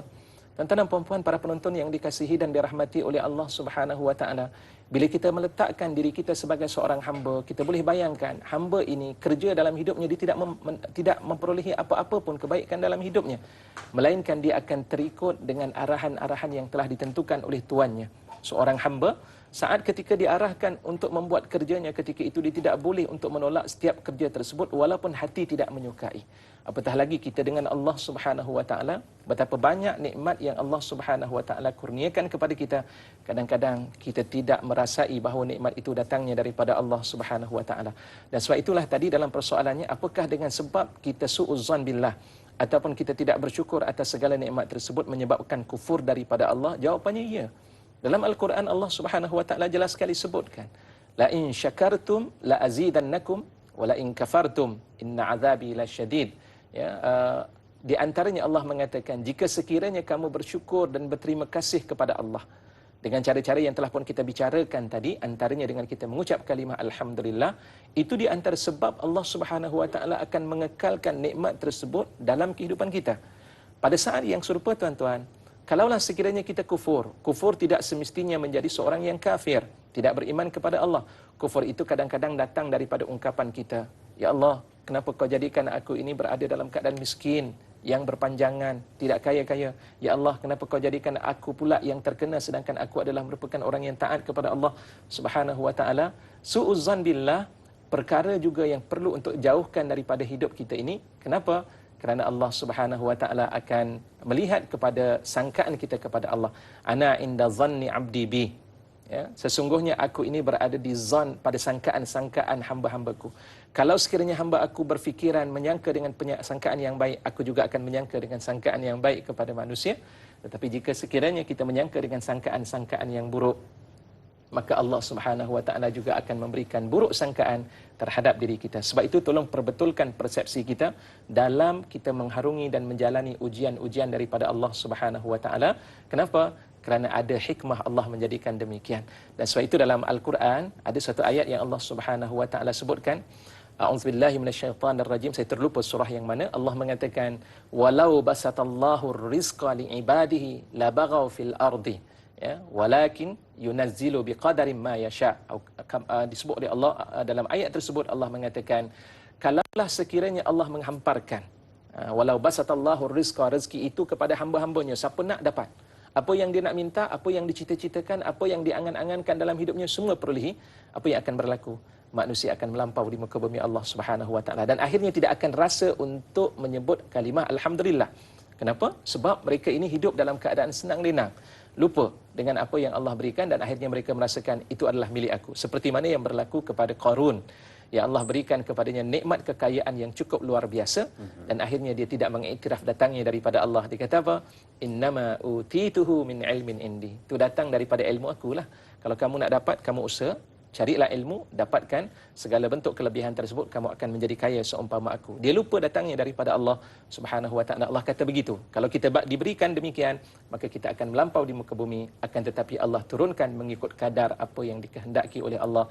Allah tahu sejauh mana kita mampu untuk bertahan dengan ujian-ujian Allah, dan Allah tahu sejauh mana kita mampu untuk bersyukur dengan setiap pemberian-pemberian daripada Allah Subhanahu wa taala. Seterusnya tadi soalan yang ketiga berkenaan dengan bila mana diuji dengan miskin dan juga diuji dengan kekayaan, maka bagaimana jadi kecundang akhirnya. Dan itu juga menarik. Dalam Al-Quranul Karim Allah Subhanahu wa taala sebut, wa nabluukum bisyarri wal khairi fitnah.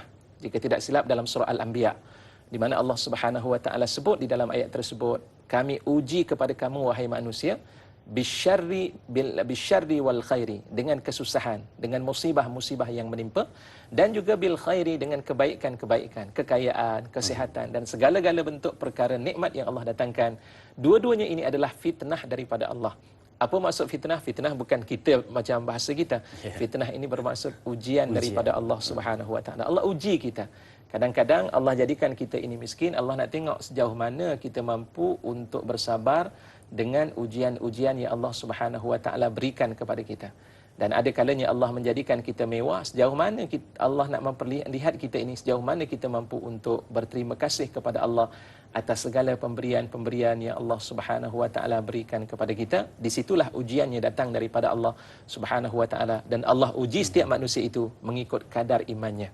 Ya, seperti mana hadis yang Rasulullah sallallahu alaihi wasallam sebutkan, asyaddun nas ayyun nas dalam satu soalan yang dikatakan kepada Nabi, manusia manakah yang paling banyak diuji oleh Allah? Ayyun nasi balaan, paling kuat diuji oleh Allah. Rasulullah sallallahu alaihi wasallam kata, asyaddun nas balaan al-anbiya, manusia yang paling teruk diuji oleh Allah adalah para nabi, dan kemudian diikuti dengan orang yang sebanding dengan baginda sallallahu alaihi wasallam dan para anbiya yang lain, mereka yang dekat, dan diikuti dengan orang berikutnya, yubtalar rajulu ala hasabi dinih, dan setiap seorang itu akan diuji oleh Allah mengikut kadar agama yang ada pada dirinya. Kita akan diuji mengikut ujian-ujian agama ataupun keimanan yang ada pada diri kita. Lantaran daripada itu, setiap ujian-ujian ini perlu untuk kita atasi, sama ada dengan kita bersyukur kepada Allah di saat ketika kita menerima nikmat daripada Allah, ataupun kita bersabar atas ujian-ujian daripada Allah Subhanahu wa taala. Benar Ustaz, rentetan daripada soalan yang ditanyakan sebentar tadi, maka itulah disebutkan 4 perkara berkenaan dengan sabar. Sabar bila mana ditimpa musibah, sabar bila mana mendapat nikmat, sabar bila mana sesuai dengan ketaatan, sabar dalam taat, dan juga yang keempat, sabar atas maksiat. Baik, sidang penonton yang dirahmati Allah, kita berakhir di sini dahulu di TV3, sambungan 30 minit di TV9. Teruskan menonton Tanyalah Ustaz, biar tahu, jangan keliru.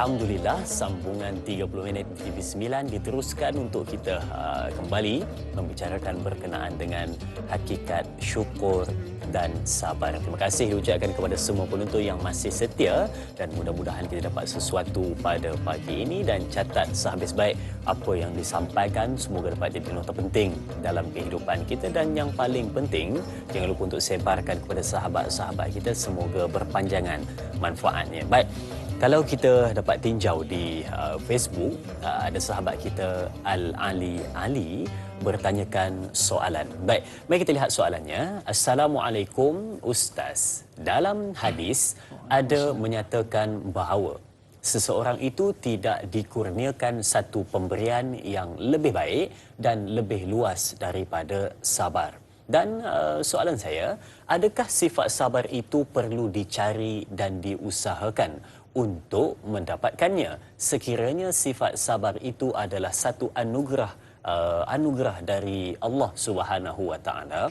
Bagaimana untuk menjaganya supaya dapat memberi kebaikan kepada diri sendiri dan keluarga? Mohon pencerahan Ustaz. Terima kasih juga Al-Ali Ali atas soalan yang ditanyakan berkenaan dengan hebat satu pemberian, iaitu sabar perlu dicari, dan bagaimana untuk memeliharanya supaya dapat memberikan kebaikan pada diri sendiri dan keluarga. Silakan Ustaz.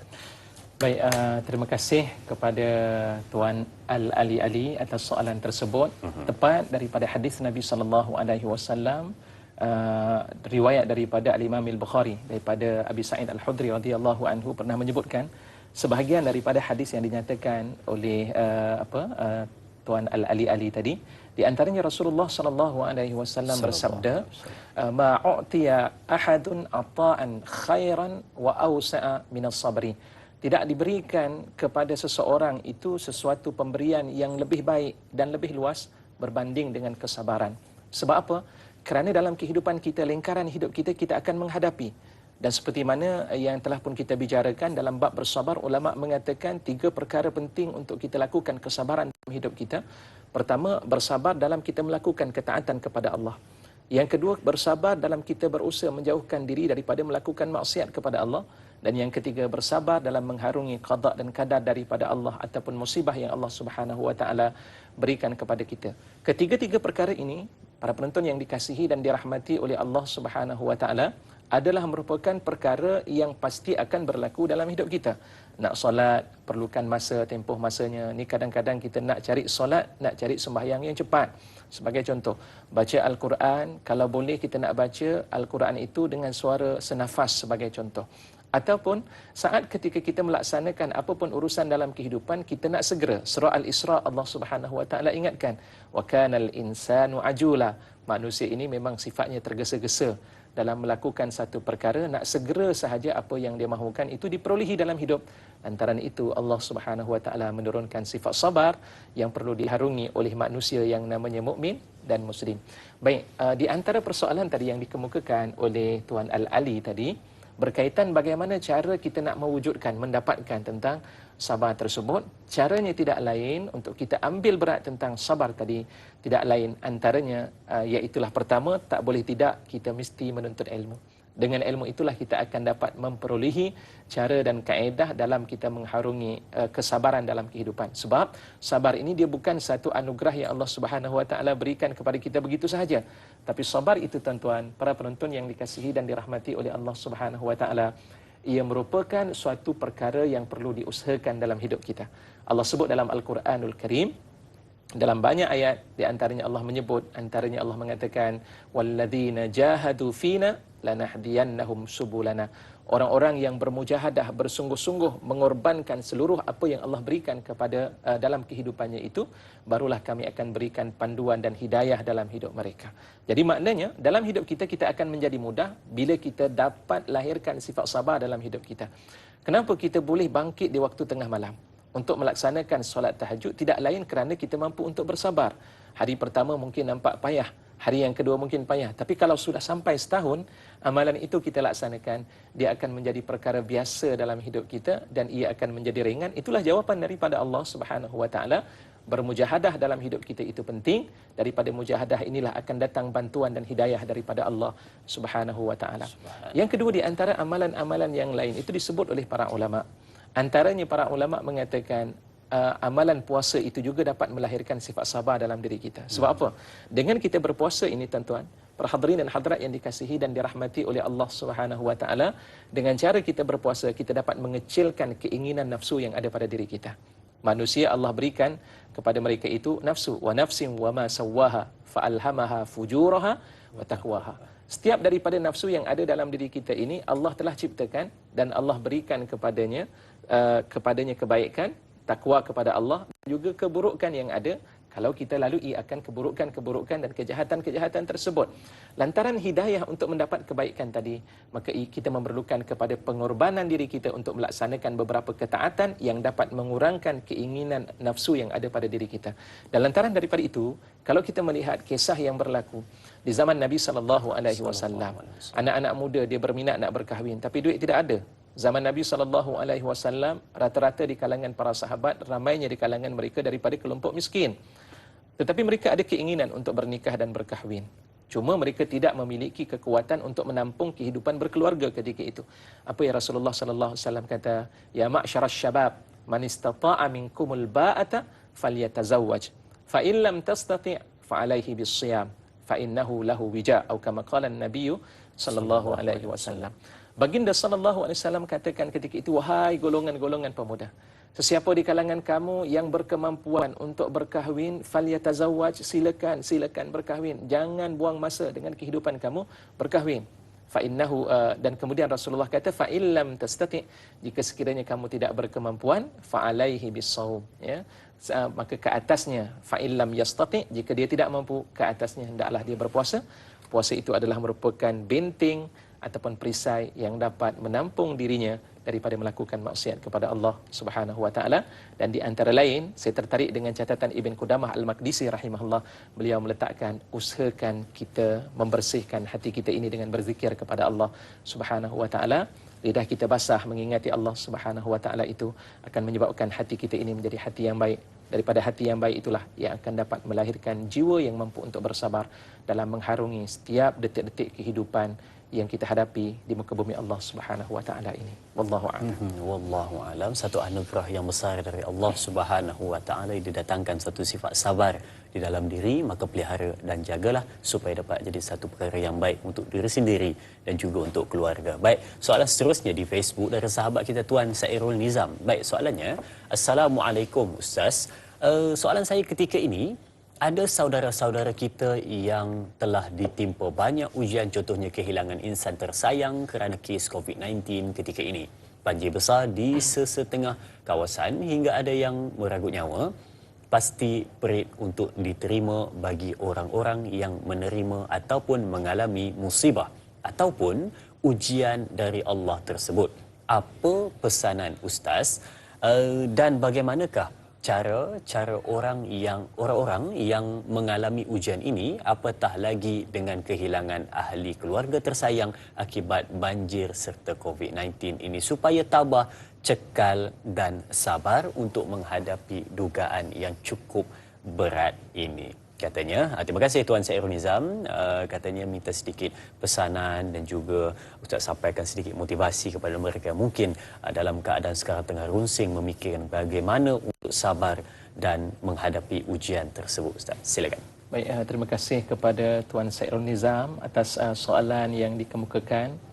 Mudah-mudahan kita doakan kepada teman-teman, rakan-rakan dan saudara-saudara kita yang menghadapi cabaran ujian yang lebih berat daripada apa yang kita hadapi ini. Mudah-mudahan Allah jadikan mereka ini di kalangan orang-orang yang tabah. Allahumma ja'alhum minas sabirin. Ya Allah, kau jadikanlah mereka ini di kalangan orang-orang yang mampu untuk bersabar ala ma asabak, di atas apa yang Allah Subhanahu wa taala berikan kepada mereka, insya-Allah. Para penonton yang dikasihi dan dirahmati oleh Allah Subhanahu wa taala, berbahagialah kepada orang yang berjaya untuk melahirkan sifat redha dan sabar dalam hidupnya. Dan sebenarnya bila kita melihat tentang habuan yang Allah berikan itu, bukan hanya sekadar kita melihat kesusahan yang ada dalam kehidupan kita di dunia, tapi lihatlah dengan pandangan yang lebih luas daripada itu. Apa dia? Iaitu kita berusaha berlumba-lumba untuk mendapatkan pahala di sisi Allah Subhanahu wa taala. Tuan-tuan, orang yang sabar ini disebut dalam beberapa hadis Nabi SAW. Pertama, Allah nak bagi keampunan secara percuma dalam hidup kita. Kalau sekiranya kita mampu untuk bersabar atas ujian-ujian tersebut. Bukan mudah kita nak dapat kemaafan secara percuma. Kalau katakan kita mencuri di dunia, kita dipenjarakan, mungkin dipotong tangan ataupun diletakkan penjara dalam tempoh yang tertentu, kita nak minta maaf begitu sahaja tidak mungkin mampu untuk kita lepaskan. Tapi Allah bagi ruang pada kita. Buat salah kita kepada Allah Subhanahu wa taala, saat ketika Allah uji kita, kita bersabar, maka saat ketika itu kita akan diberikan oleh Allah Subhanahu wa taala dengan ganjaran keampunan daripada Allah atas dosa-dosa yang kita lakukan. Mukaffirat az-zunub, dia dapat menghapuskan dosa-dosa yang kita lakukan. Yang kedua, doa yang Allah berikan pada kita. Surah Al-Baqarah tadi dalam ayat yang saya sebut, antaranya Allah sebut sambung lagi dalam ayat orang yang apabila ditimpa dengan musibah mereka istirja', mereka menyebut inna lillahi wa inna ilaihi raji'un, ucapan yang diajar oleh Allah Subhanahu wa taala secara jelas dalam Al-Quran. Dan kemudian Allah mengatakan orang yang mengucap ini siapa? Ulaika alaihim salawatum mir rabbihim wa ulaika humul muhtadun. Mereka itu adalah merupakan orang-orang yang mendapat kebaikan, doa daripada Allah Subhanahu wa taala, dan mereka adalah merupakan orang-orang yang mendapat hidayah daripada Allah Subhanahu wa taala. Subhanallah, kita sebut perkataan ini tak sedar, rupa-rupanya Allah Subhanahu wa taala menanti dan menunggu ucapan-ucapan yang kita tuturkan. Yang ketiga, sesungguhnya apabila kita menyebut dengan ucapan-ucapan tersebut, perkataan-perkataan yang menandakan tanda kesabaran kita, tabahnya kita dalam mengharungi dugaan-dugaan daripada Allah Subhanahu wa taala, di hari akhirat kelak akan mendapat suatu ganjaran yang begitu besar daripada Allah Subhanahu wa taala, seperti mana yang disebut dalam hadis Nabi sallallahu alaihi wasallam, kisah bagaimana seorang suami yang ketika itu menanti kehadiran anaknya yang dilahirkan setelah bertahun bersama dengan pasangannya. Ketika itu Allah kurniakan seorang anak, ditakdirkan anaknya meninggal di saat tersebut. Bayangkan anak yang dinanti-nantikan meninggal ketika itu, dan akhirnya dia mengucap inna lillahi wa inna ilaihi raji'un, dan dia juga menyebut alhamdulillah, bersyukur kepada Allah Subhanahu wa taala. Allah lihat apa reaksi yang kita lakukan. Dan ketika itu Allah mengarahkan malaikat, tolong lihat apa yang dilakukan oleh lelaki tadi di saat ketika nyawa anaknya ketika itu dicabut. Lantas kata malaikat kepada Allah Subhanahu wa taala, hamidaka wastarja'. Dia memuji engkau wahai Allah Subhanahu wa taala, dan dia mengucap inna lillahi wa inna ilaihi raji'un. Allah berkata kepada malaikat, ubnu lahu baitan fil jannah wasammuhu, dan wasammuhu bil baitil hamd Atau kama qala Nabi sallallahu alaihi wasallam, Rasulullah kata dalam hadis tersebut, dalam sebuah hadis kursi, di mana Allah menyebutkan, tolong binakan wahai malaikat nanti bila dia masuk dalam syurga sebuah istana, namanya adalah istana pujian daripada Allah Subhanahu wa taala. Subhanallah. Maka kalaulah kita dapat berpegang dengan prinsip sebagai seorang yang beriman kepada Allah, yakin dengan qada dan qadar daripada Allah, hati kita akan merasa tenang. Apa yang Allah datangkan kepada kita musibah yang sebentar, dan pada saat yang serupa tuan-tuan, jangan lupa tadi doa yang saya sebutkan bagi orang yang ditimpa dengan musibah selain daripada istirja. Doa yang kedua baca Allahumma ajurni ataupun Allahumma ajurni. Ada dua riwayat dari sudut sebutan tersebut. Ya Allah, ya Tuhanku, berikanlah pahala atas musibah yang menimpaku ini ya Allah. Wakhlufli khairan minha, dan gantikanlah sesuatu yang lebih baik untukku daripada musibah yang menimpaku wahai Allah Subhanahu wa taala. Mudah-mudahan Allah memberikan ketenangan kepada kita bersama di saat ketika kita ditimpa dengan musibah, dan mudah-mudahan Allah menjadikan tuan-tuan dan puan-puan yang ditimpa dengan musibah tersebut daripada kalangan orang-orang yang layak untuk menerima anugerah daripada Allah Subhanahu wa taala, insya-Allah. Insya-Allah, subhanallah, semoga diberikan ketenangan dan kesabaran kepada kita semua rakyat Malaysia. Baik, kita berehat seketika, jangan ke mana-mana. Kembali selepas ini bersama Tanyalah Ustaz, biar tahu jangan keliru.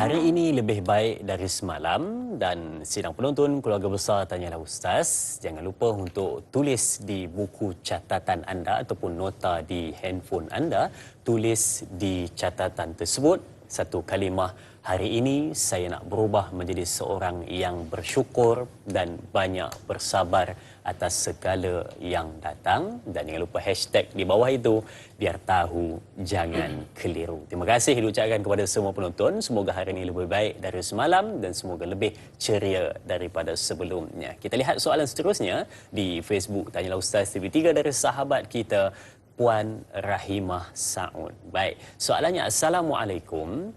Ibu bapa yang dikurniakan anak-anak wajib bersyukur dengan nikmatnya. Ada anak-anak apabila dewasa mendatangkan pelbagai masalah yang kadang-kadang tidak dijangka. Dalam situasi tersebut, adakah dikira berdosa? Dalam kurungan diletakkan perkataan mengumpat, jika ada ibu bapa yang kurang sabar mencerca ataupun menceritakan perihal anak yang bermasalah kepada anak-anak yang lain. Apakah kesudahan apabila kesabaran tidak dijadikan benteng untuk menyelesaikan masalah mereka?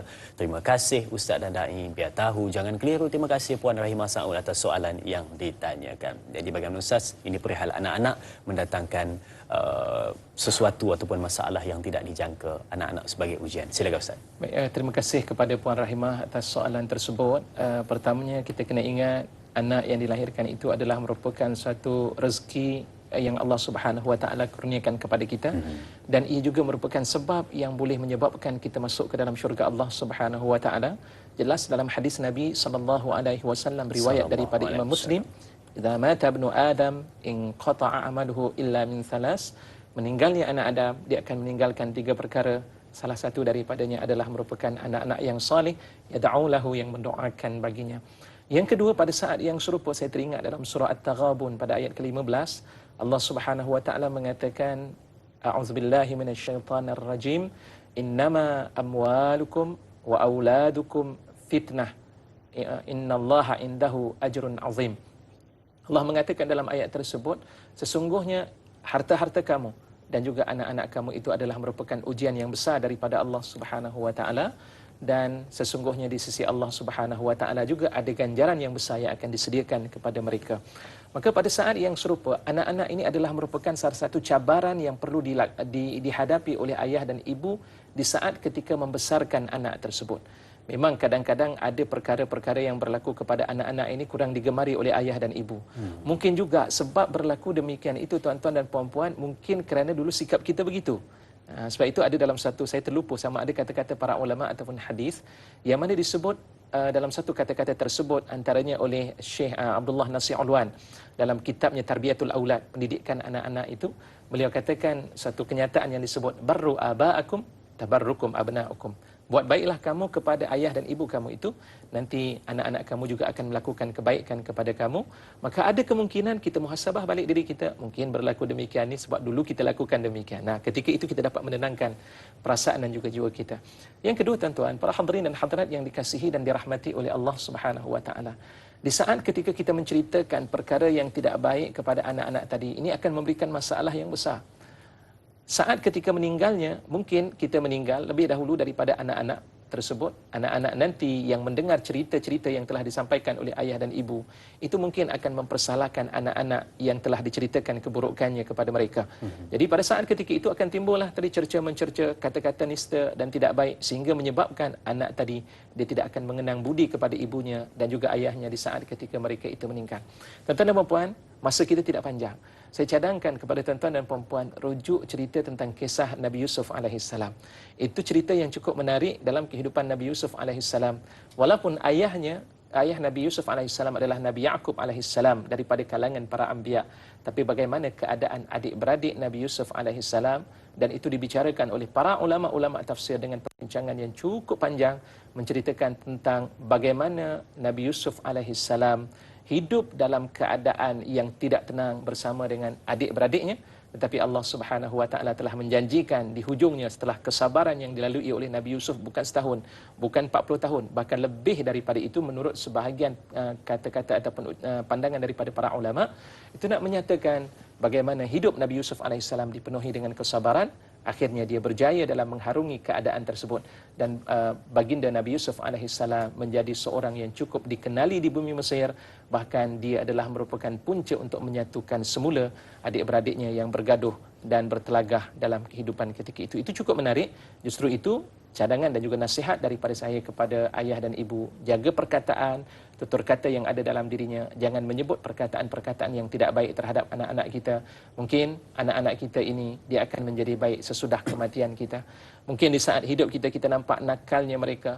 Di saat hidup kita, kita melihat degilnya mereka untuk menerima nasihat daripada kita. Tapi kemungkinan mereka lah yang akan menjadi anak yang soleh. Di saat ketika kematian kita, waktu itu barulah kita akan menjadi insan yang beruntung, yang digambarkan oleh Nabi SAW. Satu ketika Rasulullah menceritakan tentang kisah seorang ayah pelik, kenapa dia meningkat kedudukannya, darjatnya di sisi Allah Subhanahu wa taala. Dan ketika itu Rasulullah kata, bistighfari waladikalak, dengan sebab anak kamu di saat kematian kamu, dia sibuk untuk memohon ampun kepada Allah atas kesalahan-kesalahan yang kamu lakukan. Dengan sebab itu kamu meningkat kedudukannya di sisi Allah Subhanahu wa taala. Justru itu kita kena fikirkan tentang soal-soal seumpama ini. Dan yang paling penting, ucapan daripada ayah dan ibu terhadap anak-anak itu cukup berbisa. Kalau sekiranya kita berkata dengan perkataan yang tidak baik, itu lebih mudah untuk dikabulkan oleh Allah Subhanahu wa taala. Tapi kalau kita bercakap dan mendoakan mereka dengan kebaikan, disitulah tempat untuk merubah akhlak dan kedudukan mereka menjadi lebih baik, insya-Allah. Justru jagalah mulut kita.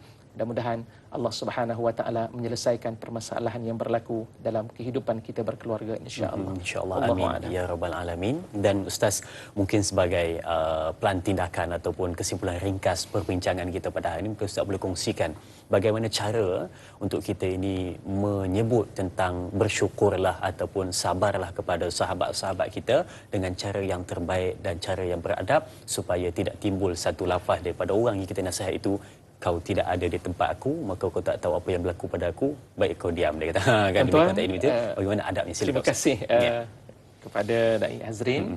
Tuan-tuan, para hadirin dan hadirat yang dikasihi dan dirahmati oleh Allah Subhanahu wa taala. berkatalah dengan perkataan-perkataan yang terbaik kepada saudara-saudara kita yang ditimpa dengan musibah. Jangan bergurau kepada mereka. Ucapkanlah dengan perkataan yang lebih menarik dan memberikan semangat kepada mereka, kerana sesungguhnya dalam hadis Nabi SAW itu Rasulullah SAW kata, inna min afdalil a'mal, sesungguhnya di antara amalan-amalan yang terbaik, idkhalus sururi ala qalbil mu'min, iaitu kita memasukkan kegembiraan dalam hati seorang yang beriman kepada Allah Subhanahu wa taala.